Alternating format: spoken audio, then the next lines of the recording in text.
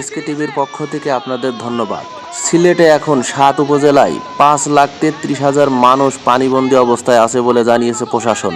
জেলা প্রশাসক বলেন, বন্যা পরিস্থিতি আপাতত কিছুটা উন্নতি হয়েছে, তবে আমরা সার্বিক পরিস্থিতির দিকে নজর রাখছি। এদিকে গত 24 ঘন্টায় চেরাপুঞ্জিতে বৃষ্টিপাতের পরিমাণ 193 মিলিমিটার হয়েছে বলে জানানো হয়েছে। আর এদিকে সিলেটের বন্যা পরিস্থিতি 5 উপজেলায় কিছুটা উন্নতি। বৃহস্পতিবার রাত 1:30টার দিকে সিলেটের জেলা প্রশাসক শেখ রাসেল হাসান স্বাক্ষরিত বন্যা পরিস্থিতির সার্বিক প্রতিবেদনে বলা হয়েছে, জেলায় 13টি উপজেলায় বন্যা প্রস্তুতি হিসেবে 547টি আশ্রয়কেন্দ্র খোলা হয়েছে। বৃহস্পতিবার রাত 12টা পর্যন্ত বন্যা কবলিত 7টি উপজেলায় আশ্রয়কেন্দ্রের 4,802 জন মানুষ সেখানে উপস্থিত হয়েছে।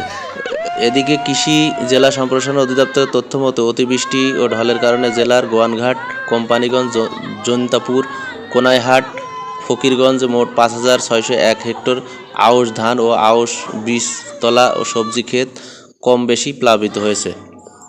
এদের মধ্যে আউশ ধানের জমি রয়েছে 1,662 হেক্টর। এদিকে সুরমা নদীর পানি বেড়ে শহরে জলাবদ্ধতা সৃষ্টি হয়েছে। বৃহস্পতিবার রাত 9টার পর থেকে মহানগরীর তালতলা, মেন্দিবাগ, নাসিমপুর সহ বিভিন্ন এলাকায় জলাবদ্ধতা সৃষ্টি হয়েছে বলে জানানো হয়।